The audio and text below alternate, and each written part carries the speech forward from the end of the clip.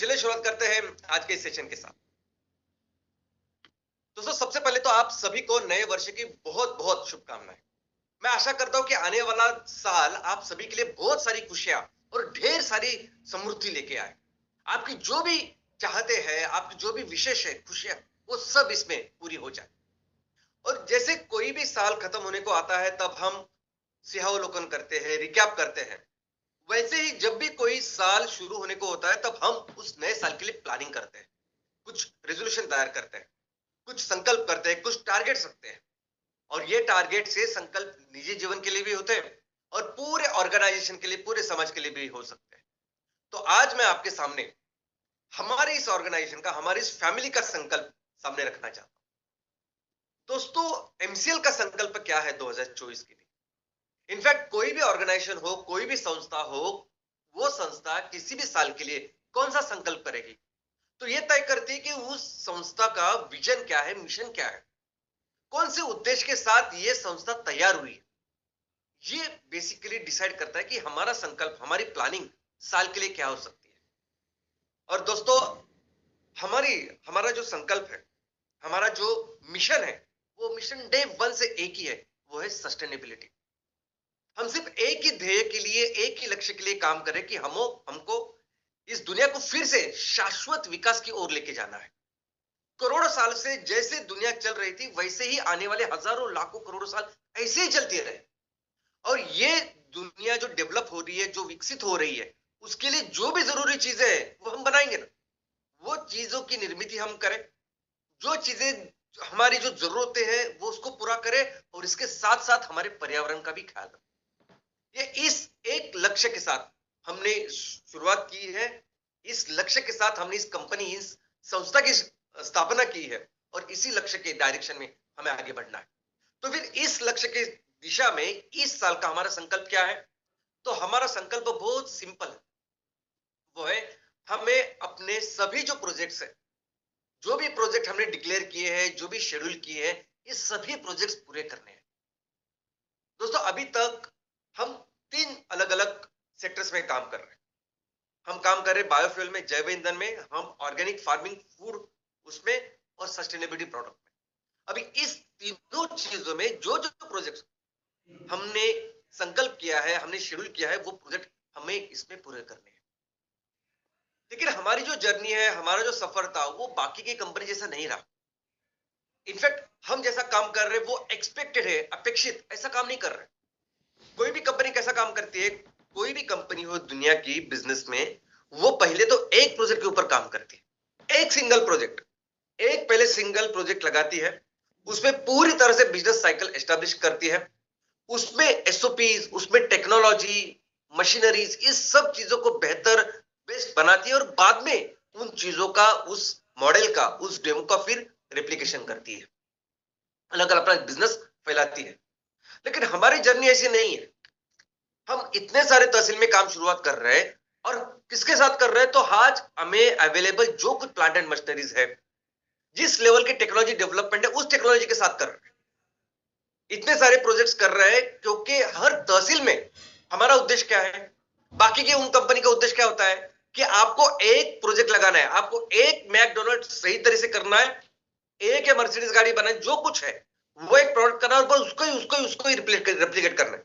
हमारा संकल्प क्या है कि हमें हर तहसील में आर्थिक और सामाजिक बदलाव, ट्रांसफॉर्मेशन, विकास करना है, हर तहसील का करना है। और उसके लिए हमें क्या करना है कि हर ग्राम पंचायत में हमें एक एमसीएनजी और एक एमकोल या एम कुकिंग सिस्टम, ये प्रोजेक्ट लगाना है। वहां तहसील में हमारे किसान जो भी काम कर रहे हैं, जो भी माल तैयार कर रहे हैं, जो भी उनकी फसल है, उस फसल के ऊपर आधारित हमें एग्रो प्रोसेसिंग यूनिट्स लगाने हैं। वहां के महिलाओं को, युवाओं को 100% रोजगार मिले, इसलिए कई सारे सस्टेनेबल चीजें तैयार करनी है। जो चीजें वहां के तहसील के जो भी आज पेट्रोकेमिकल प्रोडक्ट्स है उसको रिप्लेस करें। तो ये जो पूरा बदलाव हमें करना है ना, उसकी शुरुआत कर रहे हैं हम एक प्रोजेक्ट के साथ। ये एक प्रोजेक्ट एक शुरुआत है जिसके साथ हमें इतना बड़ा ट्रांसफॉर्मेशन करना है। इसलिए वो प्रोसेस, वो प्रक्रिया हम आज जो भी परिस्थिति में उससे शुरुआत कर रहे हैं। लोग कहते हैं कि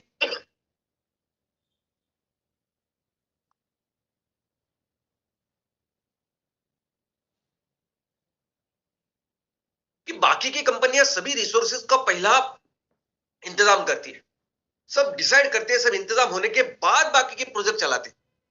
आप इतने सारे प्रोजेक्ट कर रहे हो, रिसोर्सेस, आप पहले रिसोर्सेस का इंतजाम करो ना। कई सारे मेरे मेरे दोस्त, कई सारे जो हमारे एमसीएल के लोग मुझे बोलते हैं कि इतने सारे प्रोजेक्ट्स अपने करने की जरूरत नहीं, पहले हम लोग थोड़े से प्रोजेक्ट करते हैं, पहले उसके लिए रिसोर्सेस तैयार करते हैं और बाद में धीरे धीरे करके बढ़ते हैं। लेकिन बाकी की कंपनियां जिस तरह से रिसोर्सेस तैयार करती है वैसे मैं नहीं कर सकता। बाकी की कंपनियां जिस तरह से आज की तारीख में, देखिए आज की तारीख में अगर आपने एक प्रोजेक्ट किया है तो दूसरे प्रोजेक्ट करने के लिए एक तरीका है। अगर आपने एक पायोनियर प्रोजेक्ट तैयार किया है, एक बिजनेस मॉडल तैयार किया है, उसके लिए अगर आपको टेक्नोलॉजी चाहिए, प्लांट एंड मशीनरी चाहिए, ये सब अवेलेबल है। ये सब पार्टनर आज की तारीख में मिल सकते हैं, पैसे देने के लिए मिल सकते हैं, देने के लिए मिल सकते हैं, लेकिन हम नहीं कर सकते। एमसीएल में नहीं करना है, बिल्कुल नहीं करना है जैसे बाकी की कंपनियां कर सकती है। तो फिर क्यों करते हैं? फिर क्यों इतने सारे प्रोजेक्ट करते हैं? क्यों ऐसा तरीका है तुम्हारा कि आप रिसोर्सेस पहले तैयार नहीं करते और बाकी बाद में जाते हैं? पहले रिसोर्सेस तैयार कीजिए और बाकी की कंपनी जैसे काम करे वैसे करिए ना। वैसे नहीं कर रहे, क्यों नहीं कर रहे? तो वो क्यों बहुत ज्यादा इंपॉर्टेंट है, बहुत ही ज्यादा इंपॉर्टेंट है दोस्तों। क्योंकि आज के तारीख में कोई भी कंपनी हो, चाहे वो सेवा क्षेत्र में हो, चाहे कोई वस्तु का निर्माण करती हो, एक बार आपने एक प्रोजेक्ट तैयार किया ना, एक डेमो प्रोजेक्ट किया ना, तो उसके बाद पैसा लाने का, फंडिंग लाने का या टेक्नोलॉजी लाने का तरीका सिर्फ एक ही है, वो है वेंचर कैपिटलिस्ट। ये लोग आपसे इक्विटी लेंगे, आपसे शेयर्स लेंगे और आपको पैसा देंगे। ये लोग आपसे शेयर्स लेंगे और आपको टेक्नोलॉजी और बाकी सब चीजें देंगे। और ये जो लोग हैं वो लोग कौन है? ये लोग वहां चीन में बैठे हुए, ये लोग वहां अमेरिका में बैठे हैं, यूरोप में बैठे। ये लोग तुमको पैसे देंगे आज की तारीख में। बैंक नहीं देगी। बैंक कैसे, कब देगी पैसे? बैंक तब देगी जब आप एक प्रोजेक्ट चलाते हो, 3 साल उसको बराबर से चलाते हो। 3 साल जब आप अपने बैलेंस शीट में दिखाते हो कि मैंने कितना माल तैयार किया, कितना माल बेचा, मेरा क्या प्रॉफिट है, उसके आधार पर बैंक देगी कोई पैसे। आज के तारीख में अगर कोई कंपनी पैसा लेती है तो यही माध्यम है। और इसी की वजह से क्या हो रहा है, आज जितनी भी कंपनियां ऐसी इस तरीके से पैसा ले रही है, ग्रो हो रही है,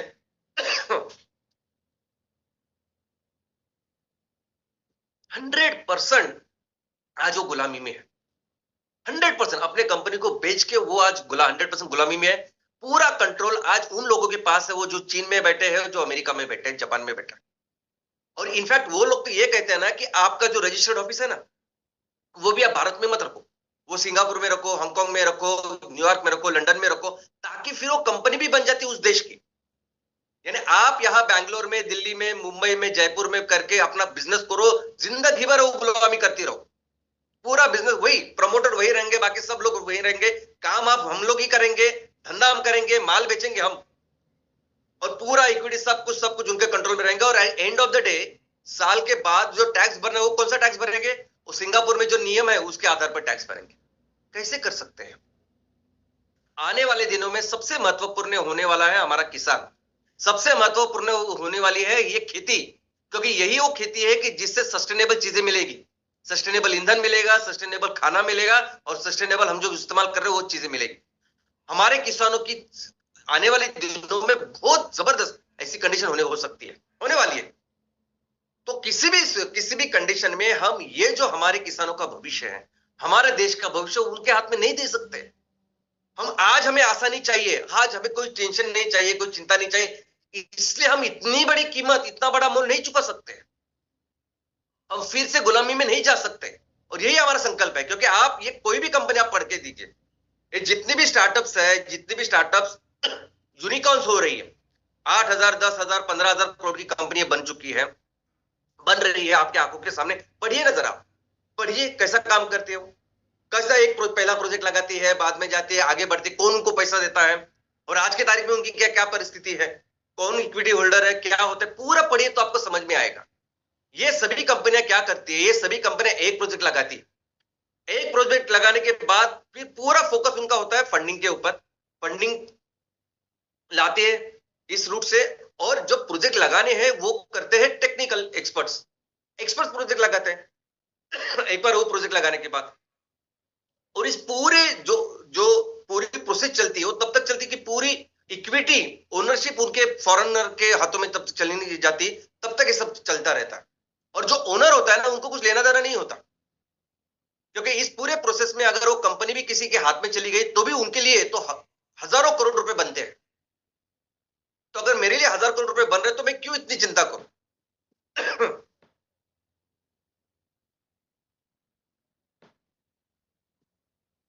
हमारा जो बिजनेस करने का तरीका है ना, हमेशा एक चीज मेरे दिमाग में आती है, ये इतने हम लोग मेहनत करते हैं और मेहनत करके अगर हम 10 गुना 20 गुना 50 अगर किसी को बना के दे रहे हैं, 50 गुना पैसा, इतनी संपत्ति का निर्माण कर रहे हैं, तो क्यों ना अपने लोगों के लिए करें। हम हमेशा कोशिश करते हैं कि कैसे हम अपने लोगों के लिए कुछ करें। अभी अमेरिकन जो कंपनी है, चाइनीज कंपनी है, अमेरिका में अगर अमेजॉन बड़ी होती है, फेसबुक बड़ा होता है, एप्पल बड़ी होती है, तो अमेजॉन अमेरिका में क्या होता है कि वहां निवेश करने वाले अमेरिकन ही होते हैं। चाइना में मैक्सिमम जो स्टार्टअप बनते हैं उसमें पैसा डालने वाले चाइनीज ही है आज। भारत में ऐसा नहीं है। भारत में वो जो पैसा डालते हैं, सब लेते हैं, उसका फायदा बाहर के लोग ले रहे हैं। और हम कोशिश करते हैं कि कैसे अपने लोगों का फायदा करा के दें। अपने लोग चाहे वो बहुत अमीर नहीं है, तो कैसे उनको हर लेवल पे, चाहे वो शेयर्स हो, चाहे वो प्रोजेक्ट्स का निर्माण हो। अभी प्रोजेक्ट्स कौन सी कंपनी एमआईडीसी छोड़ के ऐसी जगह पे जाएगी जहां कुछ भी नहीं है, लाइट नहीं है, इलेक्ट्रिसिटी नहीं है, पानी नहीं है, कितनी दिक्कतें आती है। लेकिन हमें पता है कि ये बहुत इंपॉर्टेंट है। आज की तारीख में ये काम करना इंपॉर्टेंट है, तब जाके वो ट्रांसफॉर्मेशन हम ला पाएंगे आने वाले दिनों में। जब भी कोई प्रोजेक्ट हम करते हैं ना, जो भी कोई बिजनेस करना है हमें, जब भी कोई प्रोडक्ट लॉन्च करना है या आगे बढ़ना है, तो हमेशा पहले दिमाग में आता है एनवायरनमेंट, क्लाइमेट, कि जो मैं कर रहा हूं, जो हम लोग कर रहे हैं जो प्रोजेक्ट, उससे पर्यावरण का कितना ज्यादा फायदा होगा। बाद में हम लोग सोचते हैं कि लोगों का कितना ज्यादा फायदा होगा, कैसे लोगों के लिए हम कर सकते हैं, और बाद में प्रॉफिट। ऑफकोर्स प्रॉफिट चाहिए, उसके बाद ये सस्टेनेबल होगा। बिजनेस की जो व्याख्या है उसमें तो कंपलसरी है, आपको प्रॉफिट मिलना ही चाहिए। लेकिन लोग क्या करते हैं कि सिर्फ प्रॉफिट के बारे में सोचते, कौन सी ऐसी चीज है जो ज्यादा से ज्यादा सेल कर सकते हैं, पैसा कमा सकते हैं, जो चलो उसके ऊपर काम करो, बाद में बाकी की सब चीजें देखते हैं। हमारी जगह पे अगर कोई दूसरी कंपनी होती जो एमकॉल के साथ अगर प्रोजेक्ट की शुरुआत करी होती किसी, और बस एमकॉल फिर आगे के 500 एमकॉल, 1000 एमकॉल, बस उसके बारे में सोचते। ये एमसीएस, ये बाकी की सब चीजें जो हम लोग कर रहे हैं ना, ऐसी परिस्थिति में ऐसा कोई नहीं करता। हम लोग इसलिए कर रहे हैं क्योंकि हमारा बैकग्राउंड पिछले 22-23 साल से हम जिस चीज में काम कर रहे हैं, पहले 10 साल तो हमने काम किया है सिर्फ और सिर्फ एनजीओ जैसा। पहले 10 साल जब सिर्फ हमने सोचा है एनवायरनमेंट के लिए, पहले डे वन से हम लोग बिजनेस नहीं कर रहे। हर जगह जाते थे, सेमिनार देते थे, लोगों को बताते थे कि बायोफ्यूल कितना अच्छा है, एनवायरनमेंट कितना जरूरी है, सब कुछ। लेकिन कुछ नहीं हुआ। और फिर हमें पता चला कि एक ही तरीका है जो बदल सकता है, वो है बिजनेस। और फिर ये सब चीजें शुरुआत की। तो इसलिए आज भी जब बिजनेस करने जाते हैं ना, तब बिजनेस करने के बाद पहले चीज आती है कि एनवायरमेंटल आरओआई। जब हम लोग काम कर रहे हैं उसके साथ पर्यावरण का कितना ख्याल हम लोग रख सकते हैं। हम लोग सिर्फ एक आरओआई के बारे में, रिटर्न ऑन इन्वेस्टमेंट के बारे में सोचते हैं कि मैं इतना पैसा डालूंगा और कितना पैसा लूंगा। लेकिन हम सभी जो प्रोजेक्ट हम कर रहे हैं सब मिलके, वो ऐसे प्रोजेक्ट है ना कि उस प्रोजेक्ट के साथ सबसे पहले मैक्सिमम रिटर्न किस पे आएगा, तो पर्यावरण के साथ बहुत ज्यादा, बाद में लोगों के साथ बहुत ज्यादा रोजगार निर्मित इसके साथ करेंगे हम लोग, और बाद में फाइनली होगा प्रॉफिट। दोस्तों, एमसीएल जिस तरीके से काम कर रही है ना, आज आप किसी भी दूसरी कंपनी के साथ उसको कंपेयर कीजिए। कोई भी दुनिया की कंपनी लीजिए, कोई भी जिधर भी काम कर रही है, किसी भी सेक्टर में काम कर रही है, उसके साथ कंपेयर कीजिए। कोई ऐसा सोचेगा नहीं कि मेरे तहसील में किसान ये काम कर रहा है, ये उगा रहा है ना, तो उसके ऊपर कौन सी प्रोसेसिंग इंडस्ट्री है, चलो वो डालते हैं ताकि किसानों को फायदा होगा, हमारे लोगों का फायदा होगा। कोई नहीं करता। लोग देखते कि कौन सी चीज बेचने के बाद ज्यादा पैसा कमा सकते हैं, वो पैसा कमाते हैं। और सब कुछ प्रॉफिट विपिट सब कुछ होने के बाद फिर 1% 2% जो प्रॉफिट अपना, वो लोगों के लिए खर्च करते हैं। वो भी कैसे, तो स्कूल निकालेंगे, कोई हॉस्पिटल निकालेंगे, ऐसा। लेकिन आज की तारीख में जिस तरह से एमसीएल काम कर रही है, जिस दिशा में काम कर रही है, जिस उद्देश्य के साथ काम कर रही है, जिस मिशन के लिए काम कर रही है, वहां सेम वैसे काम करने वाली एक ऑर्गेनाइजेशन है। सेम वैसा सोचने वाली, सेम लोगों के लिए, पर्यावरण के लिए, भविष्य के लिए काम करने वाली, और वो संस्था है यूनाइटेड नेशंस। यूनाइटेड नेशन आज की तारीख में वो संस्था है कि जो वैसे ही काम कर रही है सस्टेनेबिलिटी में, जैसे हम काम कर रहे हैं। यूनाइटेड नेशन की भी जो आप निर्मित है और उसका भी इतिहास अगर आप देखोगे, तो 1945 में जब दूसरा विश्व युद्ध खत्म हुआ, तब इसका जन्म हुआ, इस संयुक्त राष्ट्र संघ का की शुरुआत हुई। वो किस लिए थी? सिर्फ कि बाबा युद्ध ना हो आगे आगे, पूरी दुनिया में शांतता प्रस्तापित हो। लेकिन हर स्लोली स्लोली उन्होंने हर विषय में जो अंतरराष्ट्रीय लेवल पे थे, दो देशों के बीच में थे, उसमें काम करना चालू किया। लोगों के हर विषय में उन्होंने लोगों के यानी नेशंस की, राष्ट्रों की मदद की। और ये उनका जो बढ़ता हुआ रोल, प्रभावी रोल, ये देखने के बाद 2000 में सभी देश के सभी लोग इकट्ठा आ गए, सब नेता, सब राष्ट्राध्यक्ष इकट्ठा आ गए, और उन्होंने फिर डिसाइड किया कि 2000 के बाद ये वो संगठन होगी जो संगठन पूरी दुनिया को सही दिशा में लेके जाएगा, जो संगठन पूरी दुनिया के लिए प्लानिंग एक सब कुछ का निर्माण करेगा। और फिर यूनाइटेड नेशन को बहुत स्ट्रांग किया गया। सभी देश आज की तारीख में अपना जो जीडीपी होता है उसका एक भाग यूनाइटेड नेशन को देते हैं, और जो डेवलप्ड नेशन है वो ज्यादा देते हैं। दोस्तों, उसके बाद फिर 2000 के से लेके 2015 तक उन्होंने एक ऐसे मिशन के ऊपर काम किया कि ये जो अमीर देश है, अमीर देश बहुत अमीर थे, गरीब बहुत ही गरीब थे, तो दोनों के बीच में ये दूरियां कम हो, खत्म हो और इक्वेलिटी आए, इसलिए उन्होंने काम किया। इस 8 लक्ष्य के ऊपर काम किया जो बहुत बेसिक थे, गरीबी निर्मूलन, पढ़ाई, एजुकेशन, इन सब चीजों के ऊपर। और आज जिस विषय पे वो काम कर रहे हैं, आज अगर आप देखोगे कि 2015 से लेके 2030 तक इस कालखंड के लिए उन्होंने एक प्लानिंग की है। ये प्लानिंग किसके ऊपर है, किसके लिए है? एक सिंगल चीज के लिए, वो है सस्टेनेबिलिटी। उनको एक ही उनका मकसद है कि आने वाले दिनों में ये दुनिया सस्टेनेबिलिटी के राह पर चले। बस सेम जो काम हम पिछले 23 साल से कर रहे हैं, वो अभी 2015 के से लेके 2030 तक यूनाइटेड नेशन पूरी तरह से उसके ऊपर काम कर रहा है। और इसके लिए, वो काम करने के लिए उन्होंने 17 ये चीजें जो लक्ष्य है वो सामने रखी है। और दोस्तों, हम भी हमारे तहसील में जो 5E का जो हमारा मिशन है, वो 5E मिशन के साथ ये सभी 17 लक्ष्य पूरे होने वाले हैं।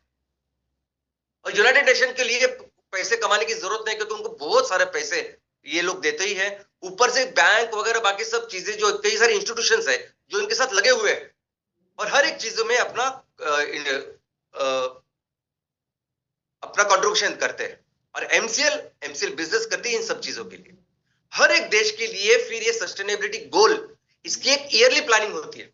इनफैक्ट इनको हर साल का एक ब्यौरा देना पड़ता है कि इस साल में हमने क्या किया, और इसे कहते हैं वॉलंटरी नेशनल रिव्यू। हर देश, यानी यूनाइटेड नेशन के सभी देश उसके सदस्य हैं, तो हर देश देता है। इनफैक्ट आने वाले साल में भी हम क्या प्लानिंग करेंगे, कैसे प्लानिंग, ये प्लानिंग भी उनको देती है, और उसके हिसाब से उनको पैसे भी यूनाइटेड नेशन या जो भी सपोर्ट है वो देती है। हमारे देश में ये काम जो है, जो नोडल एजेंसी है जो एक काम करती है यूनाइटेड नेशन का, वो है नीति आयोग।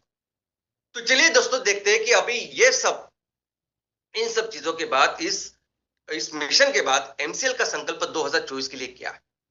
तो नंबर 1 हमारा संकल्प है सिंपल, कि हम ये सभी जो प्रोजेक्ट्स है, सभी MCNG, M coal, M cooking system के प्रोजेक्ट, ये सभी इसके आगे इस साल में फास्ट, एफिशिएंट और स्मूथ करने हैं, बहुत अच्छी तरीके से करने हैं। और हम ये समझते हैं कि आज की तारीख में कुछ इश्यूज है, आज की तारीख में जितने बेहतर, जितने स्मूथ वो प्रोजेक्ट होने चाहिए, वो नहीं हो रहे।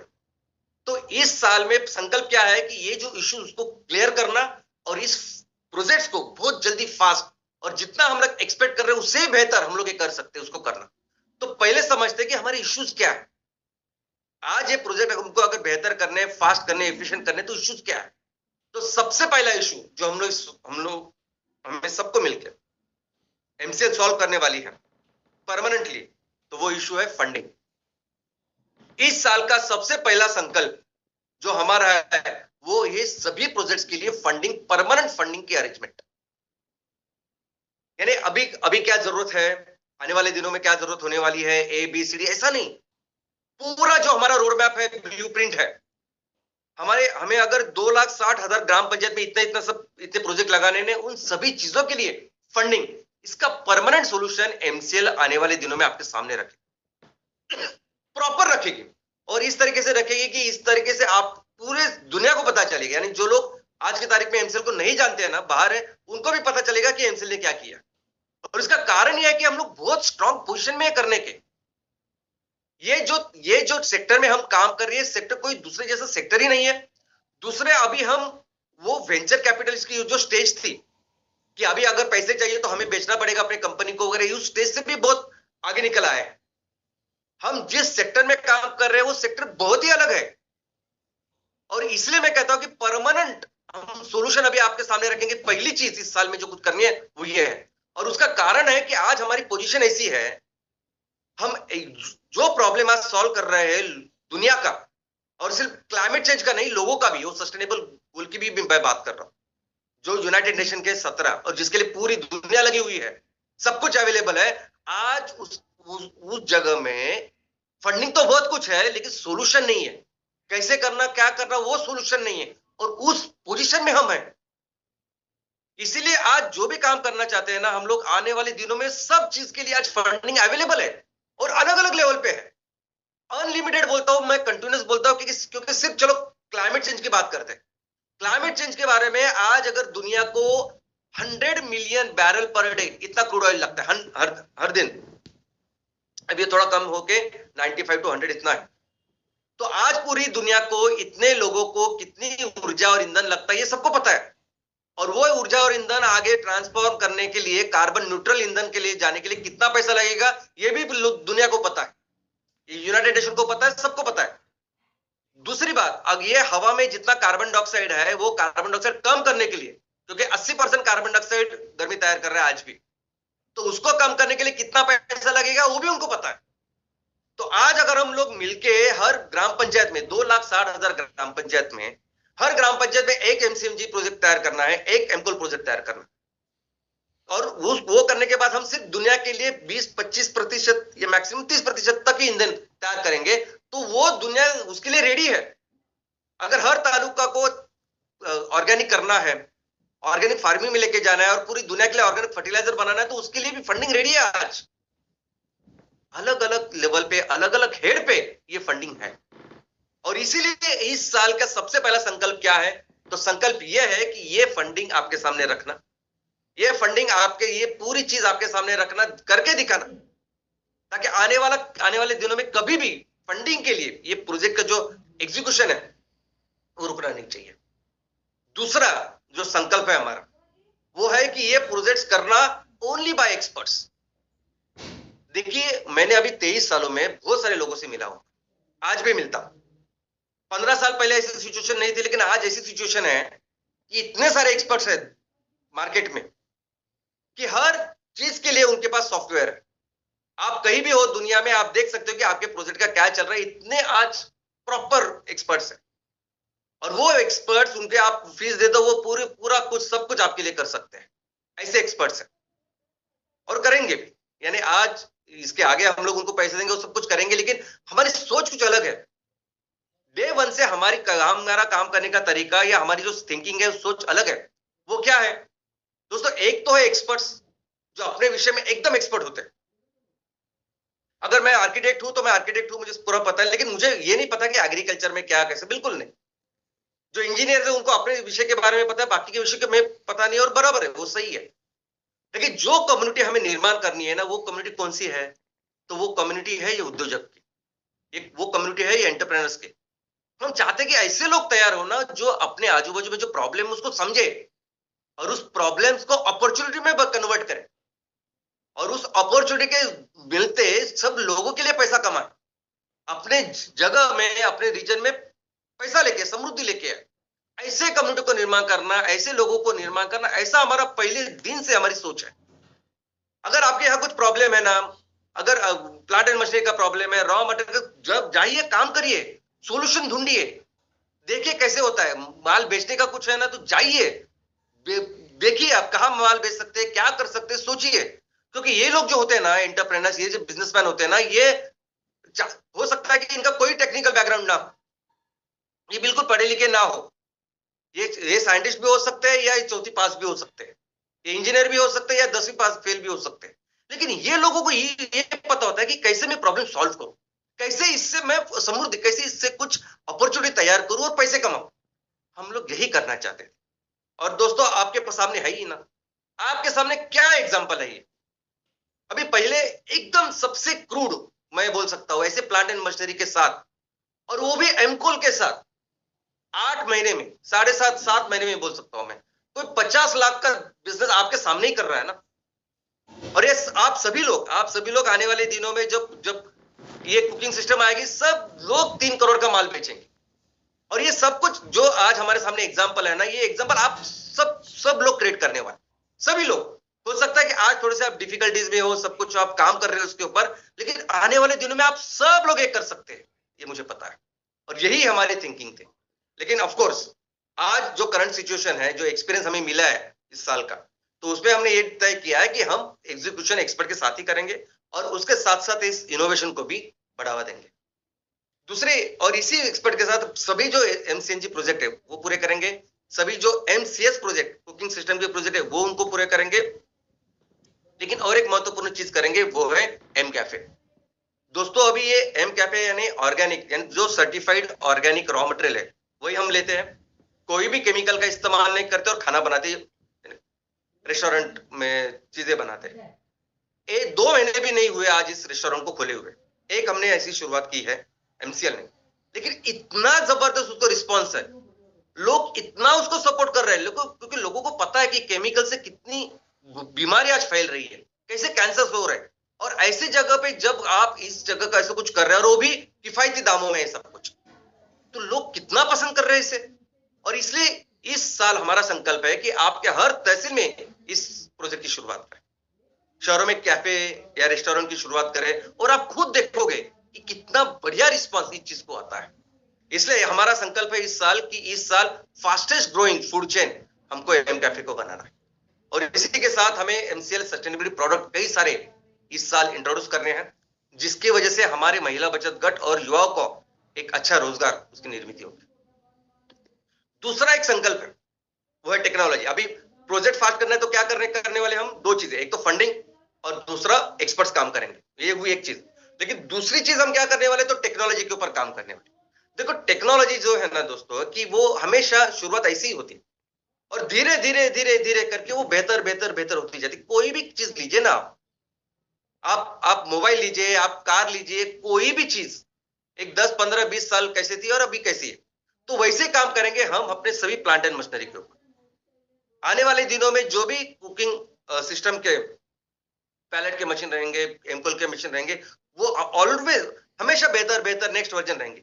इसके साथ जो अभी भी सेट ए के जो प्रोजेक्ट्स है, सेट बी के जो प्रोजेक्ट्स है, उसको भी हम बेहतर करेंगे, यानी उसको भी रिप्लेस करेंगे। आज जिस टेक्नोलॉजी के ऊपर, जिस वर्जन के ऊपर आप काम करें, नेक्स्ट वर्जन हम लेके आएंगे।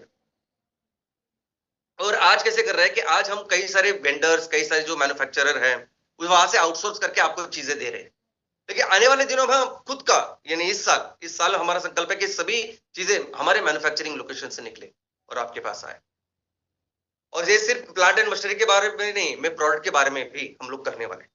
दोस्तों, प्रोडक्ट आने वाले दिनों में हमारे ऐसे होंगे कि जो आज जो चीज लोग इस्तेमाल कर रहे हैं, जिसकी आदत है लोगों को, वो बदले हम।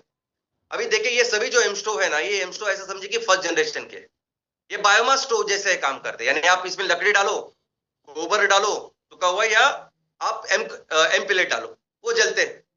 इस तरह से है वो बायोमास स्टोव, जिसको एम स्टोव बोलते हैं। अभी इसमें क्या होता है कि सॉलिड फ्यूल जो होता है वो डायरेक्ट बर्निंग होती है, जो भी एम स्टोव वगैरह करते। लेकिन हमारे चीज में आज भी हमारे जो एम स्टोव है ना, उसमें डायरेक्ट बर्निंग नहीं होती। यानी आप जो फ्यूल डालते हो, ये डायरेक्ट बर्निंग की बात है कि अगर आपने उस स्टोव में लकड़ी डाली तो लकड़ी डायरेक्ट जलती है, गोबर डाला तो गोबर डायरेक्ट जलता है, पिलेट डायरेक्ट जलेगा, ऐसा। लेकिन गैसिफिकेशन प्रोसेस क्या है कि उस चीज से पहले गैस तैयार होता है, गैस, और वो जलता है। और आज की तारीख में हमारे सभी स्टोव में ऐसा ही हो रहा है। अब ये जो आप बर्नर्स देख रहे हो ना, और उसमें वो जो चीज जैसे जल रही है, ये गैस जल रहा है। लकड़ी डायरेक्ट या पिलेट डायरेक्ट ऐसा नहीं जलेगा। पिलेट अगर आप डायरेक्ट जलोगे तो ऐसा नहीं जलेगा। ये क्या जल रहा है, ये गैस जल रहा है। तो आने वाले इस साल हम लोग क्या करने वाले हैं, तो हमारे प्रोडक्ट को ऐसे बेहतर करेंगे कि यहां सिर्फ गैस जलेगी। आज की तारीख में एलपीजी या नेचुरल गैस जब जलता है, जब जो शहरों में सबसे अच्छी जगह पे अगर कुकिंग सिस्टम होता है, वो कैसे होता है, तो ऐसा मॉडर्न स्टोव होता है, वहां चलता है सिर्फ गैस। सिलेंडर एक जगह पे होता है, एक जगह पे सिलेंडर होता है एलपीजी का, वहां से गैस निकलता है और गैस जलता है। नेचुरल गैस की अगर पाइपलाइन है तो वहां से गैस आता है और गैस जलता है। आने वाले दिनों में ऐसा ही हो। आने वाले दिनों में हमारे जो एम्पलेट है ना बाजू में होंगे, आप उसको वो डालेंगे, वो स्टार्ट करेंगे, उसकी जो गैस होगी स्टार्ट, वो यहाँ जलेगी और देखेगी ऐसे ही जैसे आपको अभी दिखाई दे रहा है। तीसरा महत्वपूर्ण संकल्प है हमारा, और जो सबसे इंपॉर्टेंट मैं समझता हूँ कि इस साल हमें हमारी एक शाखा बहुत ही स्ट्रांग करनी है, और वो है रिसर्च एंड डेवलपमेंट। दोस्तों, आज की तारीख में कोई भी कंपनी अगर नंबर 1 का काम कर रही है बिजनेस में, it is only because of research.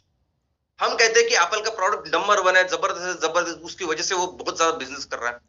वो इसलिए है कि एप्पल का बहुत ही strong research and development. German engineering की जितने भी प्रोडक्ट्स है, जितनी भी कंपनियां काम करती है ना जर्मनी में, उनका पूरा फोकस होता है इस रिसर्च एंड डेवलपमेंट। और ये लोग जब इसमें पैसा डालते हैं ना, तब उसमें रिटर्न नहीं दिखाई देता। इनिशियल पैसा डालना पड़ता है, खर्च करना पड़ता है, एंड दैट इज रिक्वायर्ड। लेकिन जब आप ऐसे प्रोडक्ट लेके आते हो और आगे चले जाते हो, तो फिर आगे मार्केट में आप सबसे अच्छा बिजनेस कर सकते हो। और वैसे हमें करना है, हमें अपनी R&D इतनी स्ट्रांग करनी है कि इस सेक्टर में हमें सिर्फ पायोनियर नहीं होना कि बाबा पहला किसने हमको लगाया, एमसीएस लगाया तो एमसीएल नहीं, नंबर 1 हमेशा काम हमें इसका करना। और इसलिए बहुत जरूरी है इस इनोवेशन, स्ट्रांग R&D टीम तैयार करना। और हम सबको अभिमान है कि हमारे जो प्रेरणा स्थान है वो अब्दुल कलाम सर है, उनकी टीम है, जिन्होंने इतने कठिन परिस्थिति में भी काम किया। और पूरी दुनिया में अगर आप देखोगे ना, आज की तारीख में भी सबसे ज्यादा बेस्ट साइंटिस्ट अगर कोई है तो भारतीय है। तो दोस्तों, मिलके हम अपने देश को टेक्नोलॉजी में एंड ऑफ कोर्स बिजनेस में नंबर 1 का काम करवाएंगे, अपने देश को दुनिया की नंबर 1 अर्थव्यवस्था बनवाएंगे, और मिलकर हम अपने देश को फिर से दुनिया का सबसे महान राष्ट्र बनाएंगे। यही हमारा इस साल का संकल्प है। जय हिंद, जय हिंद।